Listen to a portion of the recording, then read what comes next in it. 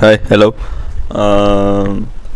இப்போ வந்து நம்ம வந்து எங்கள் எங்கள் நெய்பர், அதாவது எங்கள் அம்மாவோட ஃப்ரெண்டு வந்து பார்த்திங்கன்னா ஒரு ரீசெண்டாக ஒரு அப்பார்ட்மெண்ட் வாங்கினாங்க. ஒரு அப்பார்ட்மெண்ட் இல்லை, ஒரு இண்டிவிஜுவல் வில்லா வாங்கினாங்க. அந்த வில்லாவோட ப்ரைஸ் வந்து பார்த்திங்கன்னா ஒரு 87 lakhs சம்திங். எனக்கு அது ஆமாம், ஒரு அப்ராக்சிமேட் 87 lakhs வைங்களேன். ஒரு ரவுண்டாக 85-90 கிட்ட வச்சுக்கலாம். ஆனால் வந்து அதை வந்து அவங்க எப்படி வாங்கினாங்க, அதனால் அவங்க என்னென்ன மிஸ்டேக்ஸ் அவங்க சுற்றி நடந்துச்சுங்க நான் அப்சர்வ் பண்ணேன். இது வந்து இது தப்பாகவும் இருக்கலாம், இது கரெக்டாகவும் இருக்கலாம், தப்பாகவும் இருக்கலாம். இது வந்து என் பாயிண்ட் ஆஃப் வியூவில், இது ஜஸ்ட்டு வந்து என்னோடய பாயிண்ட் ஆஃப் வியூ. ஓகேவா, இது நான் சொல்கிறேன். ஆனால் இது வந்து ஒரு ஆடியோ பாட்காஸ்ட் தான். நீங்கள் வந்து உங்கள் வேலையை பார்த்துட்டு நீங்கள் இதை பார்க்கலாம். இதனால் அவங்க டைம் ஒன்றும் இதாகாது. எங்கள் அம்மாவோட ஃப்ரெண்டு வந்து பார்த்திங்கன்னா திருவள்ளூர் பக்கத்தில் ஒரு 20 to 30 years, ஒரு 20 to 30 years அந்த டைமில் வந்து பார்த்திங்கன்னா ஒரு 95,000க்கு இல்லை ஒரு 1 lakhக்கு வந்து பார்த்திங்கன்னா ஒரு தோட்டம் வாங்கியிருக்காங்க. 1 ஏக்கருக்கு ஒரு தோட்டம். அப்போவே அந்த காசு பெரிய காசு தான் நினைக்கிறேன். அப்போ வாங்கியிருக்காங்க எப்படியோ.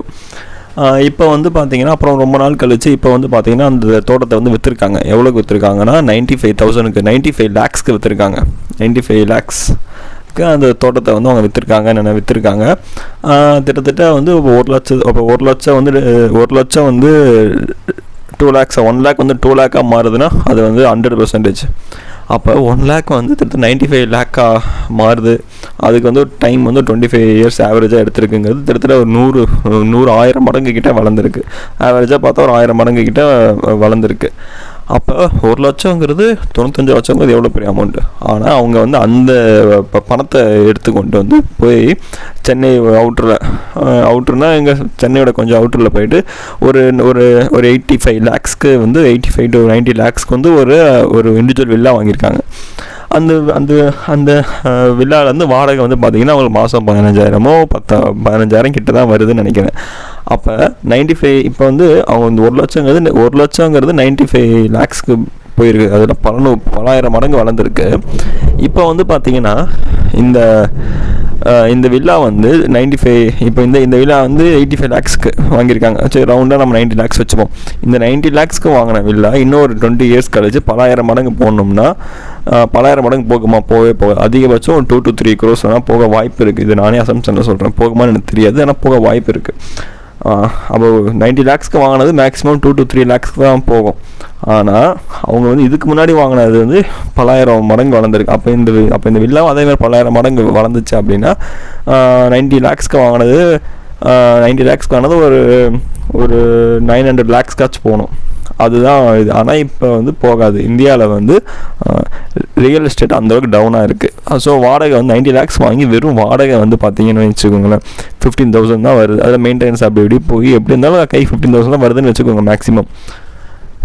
90 lakhsக்கு வந்து ஒரு 15,000 தான் மாதம் வருமானம். அப்படின்னா ஒரு வருஷத்துக்கு 1,80,000 தான் வருமானம். அப்படின்னா எஃப்டியோட ரொம்ப கம்மியான ஒரு இன்ட்ரெஸ்ட்டில் வந்து இது வந்து அவங்க வாங்கிட்டு இருக்காங்க. அவங்க எப்படின்னா தங்கத்தை எடுத்து தகரமாக மாற்றிட்ட கதை. அவங்களுக்கு வந்து கோல்டு கிடச்சிருக்கு, கோல்டை வந்து துருவாக மாற்றிட்டாங்க. ஓகேவா, அவங்க வந்து அவங்களுக்கு ஏன் இந்த மாதிரி பண்ணாங்க, அது ஒரு ஐடியாவே அவங்களுக்கு இல்லை. சரி, அவங்களுக்கு தான் இல்லைன்னா அவங்களுக்கு ஒரு பையன் இருந்தான். அந்த பையன் 30+ years நினைக்கிறேன். அவங்க ஐடியில் நல்ல ஒரு பொசிஷனில் ஒர்க் பண்ணுறாங்க. மந்த்லி 1 lakh+ சம்பளம் வாங்குறாங்க. அவங்க ஒரு 3 to 4 years ஒரு கார் வச்சுட்டு அப்புறம் வந்து இன்னொரு கார் வாங்குற ஆளுங்க. ஆனால் அந்த பையன் திடீர்னு அவங்க ஆஃபீஸ்லேருந்து ப்ராஜெக்ட் இல்லைன்னு சொன்னோன்னே ஒரு 3 நாள் 4 நாள் அந்த பையன் தூங்காமல் இருந்தான். கேட்டால் எனக்கு கார் இஎம்ஐ இருக்குது, அந்த பையன் எனக்கு வீடு இஎம்ஐ இருக்குது, வீட்டு வாடகை இருக்குது, எல்லாம் இருக்குது அப்படின்றான். அந்த பையன் ஒர்க் பண்ணுறது வந்து ஐடியில் OMR சைடு. ஆனால் அந்த பையன் தங்கி இருக்கிறது ஈசிஆரில். அதுக்கு வந்து அவன் போயிட்டு வரணும், அதுக்கு செலவு இருக்குது. ஆனால் வாங்கின வீடு வேறு எங்கே, சென்னை அவுட்டரில். இவன் அந்த வீடை வாங்கி அங்கே தங்கக்கூட முடியல. இவன் இந்த பையன் இங்கே இருந்துட்டு வாடகை வீடு கொடுத்துட்ருக்கான். இவங்க அம்மா வந்து பார்த்திங்கன்னா புரசைவாக்கத்தில் இங்கேயும் இருக்காங்க சென்னையில். அது வந்து திருவண்ணாமலை வந்து அவங்க இங்கே ஈசிஆரில் வீடை விட்டுட்டு அது ஒரு 20+ kilometer. அப்போ இங்கே சென்னையில் வீட்டு வாடகை தரணும், கார் இஎம்ஐ கட்டுறாங்க. ஆனால் வந்து இந்தமாரி ப்ராஜெக்ட் இல்லைன்னு சொன்னவொடனே 3 நாள் நல்லா தூங்காமல் பயந்துக்கிட்டு இருந்தாங்க, எனக்கு என்ன ஆகும் தெரியல அப்படின்னு. ஆனால் இவங்கெல்லாம் வெளியே பார்க்குறதுக்கு ரொம்ப ரிச்சாக தெரியுறாங்க. அதாவது ஒரு பொருளை வந்து நம்ம கிடைக்குதுன்னா அந்த பொருளை நமக்கு வந்து எப்படி யூஸ் பண்ணணுங்கிறத நம்ம கற்றுக்கணும். அதை கற்றுக்கிட்டா நமக்கு அந்த பொருளை வச்சு நம்ம நல்லா ஷைன் ஆக முடியும்.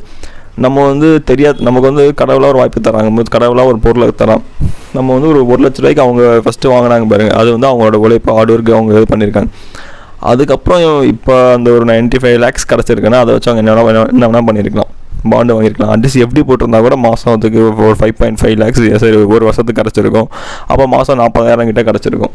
அதெல்லாம் எதுவும் பண்ணாமல் வீடை வாங்கி இப்போ பாருங்கள் வெறும் 15,000, வெறும் 1,80,000 தான் கிடைக்கிது. அதுவும் வில்லா மெயின்டெனன்ஸு, அவங்க 1008 வேலையெல்லாம் பண்ணணும், மெயின்டெனன்ஸ் 1008 இந்த ஃபால் சீலிங் அது இதெல்லாம் போட்டிருப்பாங்க. இந்த மாதிரிலாம் செலவு இருக்குது. ஆனால் அவங்களுக்கு வந்து ஃபினான்ஷியல் பிளானிங் இல்லை, பணத்தை எப்படி சேமிக்கணும் இல்லை. ஆனால் மாதம் 1.5 லட்சம் கிட்ட சம்பாதிக்கிறேன், அந்த 1.5 லட்சமும் இப்போ 1.5 லட்சம் சம்பாதிச்சு எனக்கு அவங்க பயந்துட்டு தான் இருக்காங்க, எனக்கு வேலை எல்லாம் போச்சு என்ன பண்ணுறதுன்னு. இந்த பணம் பேங்க்கில் இருந்தால் கூட எனக்கு இந்த பேங்க்கில் இருந்தால் கூட தைரியமாக இருப்பாங்க, வேலை இல்லாமல் போயிட்டால் கூட அடுத்த வேலை கிடைக்க வரைக்கும் தைரியமாக இருப்பாங்க. ஆனால் ஏன் இந்த மாதிரி யாருக்கும் இல்லை. ரியல் எஸ்டேட் எங்கே இம்ப்ரூவாக இருக்கணும் அங்கே நம்ம இம்ப்ரூவாக இருந்தால் பரவாயில்ல. நம்ம தான் வந்து ரியல் எஸ்டேட் ரொம்ப ஹை பேயிங், ரொம்ப ஓவர் பேயிங்கில் இருக்குது நம்மளோட இந்தியன் நம்ம ரியல் எஸ்டேட் மார்க்கெட். ஏன் எல்லாம் இப்படி பேர் ட்ராப்பில் மாட்டிக்கிறாங்க அப்படிங்கிறது எனக்கு தெரியல. ஸோ இது வந்து உங்கள்கிட்ட ஷேர் பண்ணணும்னு தோணுச்சு. ஸோ நீங்கள் ஏதாச்சும் இனிமேல் பணத்தை எப்படி கரெக்டாக யூஸ்ஃபுல்லாக எஃபிஷியன்ஸியாக பயன்படுத்தணுங்கிறது இந்தமாரி கொஞ்சம் உங்களுக்கு தெரியும், அதனால் உங்களுக்கு தெரிஞ்சுக்கலாம். அதனால் நான் வந்து உங்களுக்கு ஷேர் பண்ணுறேன்.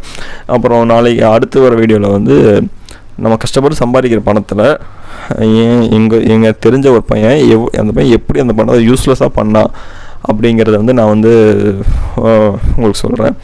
அது வந்து ரொம்ப இம்பார்ட்டன்ட் சார். நான் கற்றுக்கிட்டது எவ்வளோ யூஸ்லெஸ்ஸாக அந்த பணத்தை செலவு பண்ணோம், எவ்வளோ ஆசைக்காக எப்படி பணத்தை அழிச்சாங்க, அதை அந்த வீடியோ நீங்கள் நெக்ஸ்ட்டு இதில் பார்க்கலாம். இது உங்களுக்கு பிடிச்சிருந்தால் லைக், ஷேர், சப்ஸ்கிரைப் எல்லாம் பண்ணுங்கள். தேங்க்ஸ்.